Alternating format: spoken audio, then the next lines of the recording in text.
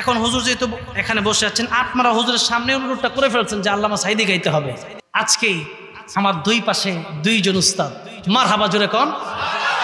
এখানে যতক্ষণ অনুরোধ করবে, আমাকে যদি ফজর পর্যন্ত বসায় রাখে আমি বসতে রাজি। আল্লামা সাঈদীকে আপনারা ভালোবাসেন? আমি ভালোবাসি, রাজনীতির কারণে আমি ভালোবাসি না।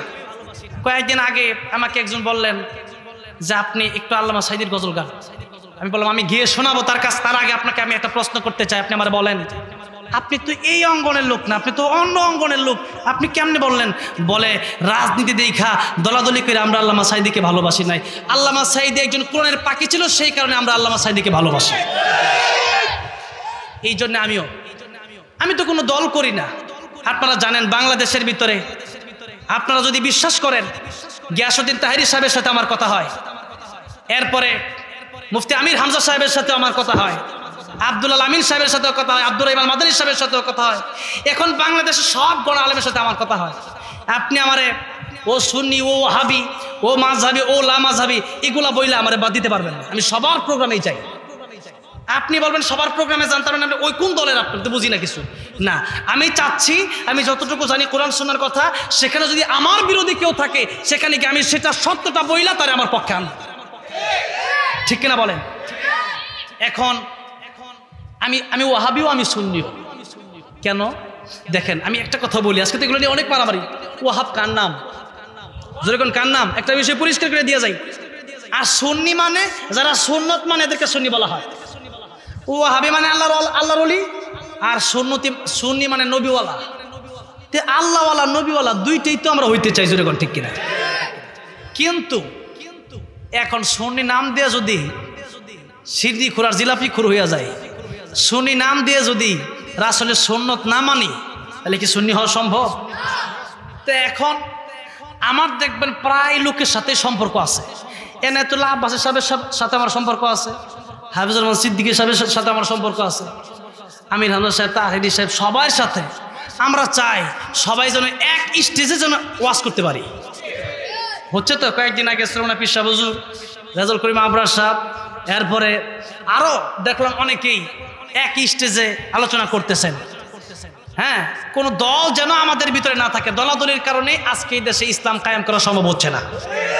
আমরা দলাদলি বাদ দিয়া ইসলামের জন্য এক এবং নেক যেন হতে পারে, সেই তৌফিক দান করেন, জুড়ে বলেন আমিন।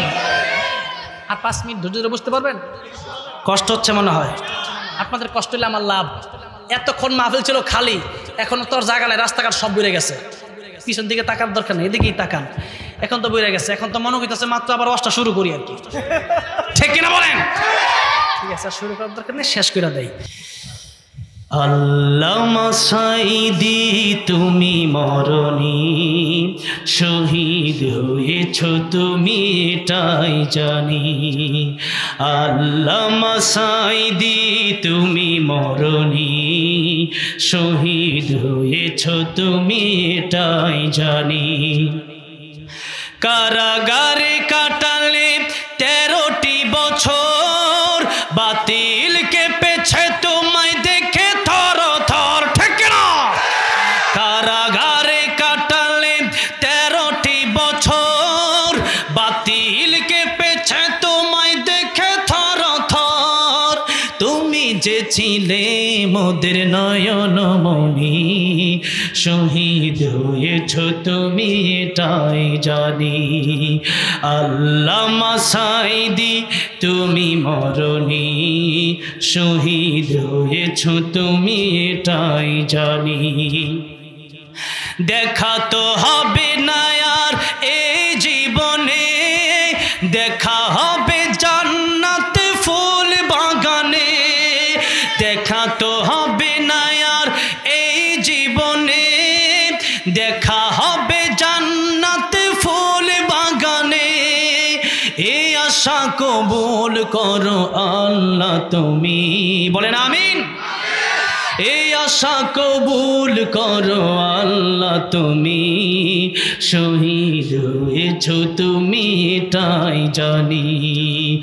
আল্লামা সাঈদী তুমি মরণি, শহীদ হয়েছো তুমি এটাই জানি, শহীদ হয়েছো তুমি এটাই জানি। আল্লাহ প্রিয় আল্লাহ আমার কবরকে জান্নাতের বাগান বানায় দিন, জুড়ে বলেন আমিন।